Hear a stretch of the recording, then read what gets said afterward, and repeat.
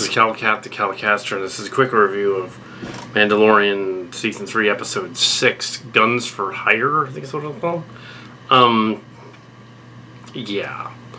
In the beginning, we get a Mandalorian group that isn't wearing helmets, that are renegades. I think they're from Season 2. Pretty sure. And they come back and they essentially do a Romeo and Juliet type of thing. And they take the Romeo guy from the ship, who's run off with Juliet. Except they're sea creatures. The sea creature captain lady, Juliet, and Romeo's the guy. Except in this version, it's as if the Montagues and the Capulets actually do break them up and take him back before the show even starts. And it was fan service. It was clearly a shipping story. Let's have a man calamari and this other alien have sex.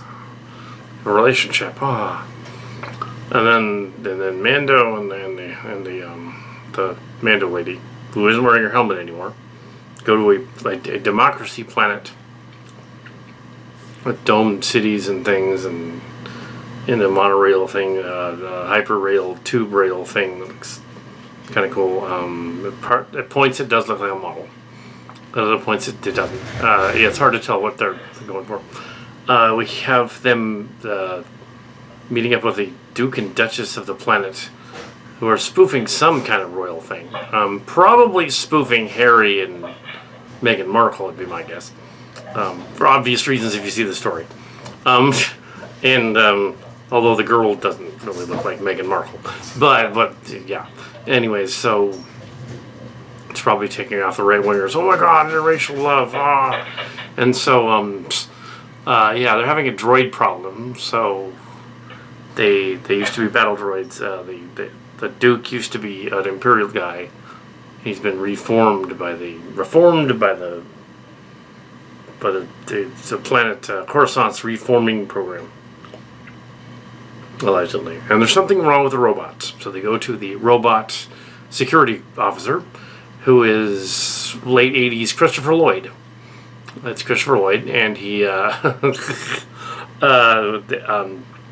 so now we can reveal a clip that was seen at the comic convention, the Adam Savage comic convention, a year ago. He said he was going to be he hinted that he was going to be in something sci-fi, that he showed a clip from it. He was dressed as this weird sort of Imperial Guard guy, and figured, oh, he's going to be in Star Wars. Okay. Yeah, he's going to be somebody in a Star Wars, whatever's upcoming. We thought it was the other show, but it turned out it was this one. It was as Mandalorian Season 3. He wasn't in Book of Boba Fett. So he was in this one. He played the evil security guard guy. So they go down into the droid catacombs. The Mandalorian and the girl go down to the droid catacombs, and they find out the droids aren't malfunctioning. We get to see a G1 battle droids and things like that. And Mando kicks one of them and causes him to go nuts. And then there's programming. So for some reason, that's kind of odd. And then they discover the droids have been messed with internally. That somebody's been reprogramming them to go nuts. As a separatist sympathizer among them. They discover it's, in fact, the security guard guy, played by Christopher Lloyd, who apparently didn't want to be in any more episodes, just the one, because he's kind of long in the tooth. So he's like, oh yes, I'm going to go over here and be there. Marty, Back to the Future. And so they arrest him, basically, at the end. There's scenes where the Duchess lady holds a Gru, and then there's a cute scenes with the Gru. There's a game they play at the end when everything's all right. Does a game thing. There's the Mandalorians go to the Mandalorian guys, which ties into the beginning of the story. They've apparently let the men calamari guy go, and they've gone to the planet. They happen to be on the planet with this fleet. And so they go there, and they convince them to join them by ritual combat. Kara fights the guy and takes command of their group through that. Then they say, oh, somebody else needs the Darksaber. You can't have it. He's the other Mandalorian guy. And then the Mandalorian kind of just gives it to her. This says, well, technically the other guy, on a technicality, you get to have the Darksaber. Yeah, you just do. Because, yeah, technically you won it for me. So later on when you stop the guy. So, yeah.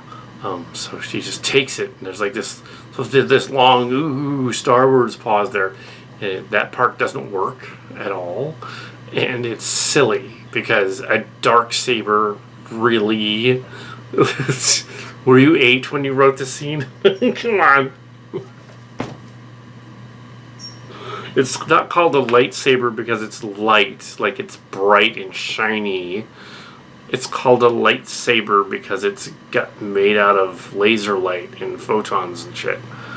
A Darksaber, therefore, wouldn't make a lick of sense in anything. I don't care if it's a callback to the EU or not. It doesn't make any sense. It's like saying the speed of dark and the speed of light. Ooh, it's like, no, that speed of dark is faster than the speed of light. It's like, no, that's not how that works. It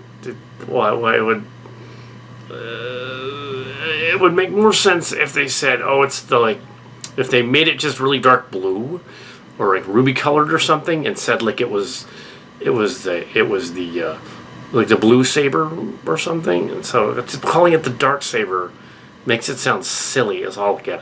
Just really silly. And this is a movie with a Mandalorian guy that has to wear a helmet everywhere, unless the script justifies him taking it off, or a lady that does the same. Clearly the lady character played by Katie Sackhoff is supposed to be the other lady from the other, but they wrote her out, so her character's not in.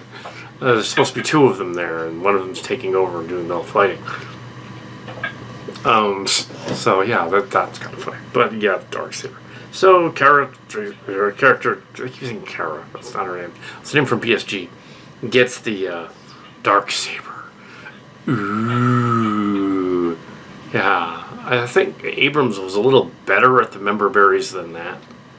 With the prequels, the sequels. He would have done that a little better. At least a music pomp and stance or something. Yeah, it's like them. Although I guess the John Campea guy really didn't like the episode, but it wasn't really a bad episode. It had a 3-act plot. Your main characters are going somewhere. Really, the teaser is the guy, the rebels visiting the guy. So that's your teaser. That's your hook. The only thing that doesn't work is they never address it again. Like, is he alive, dead, what? They just go to the planet, and there they are. They should have his head or something. Yeah, we killed him, and here's his head. Or something. But they didn't do that. So, yeah. Not much else to say about that one. I mean, it's what it is. As they say back at Spine Hill days.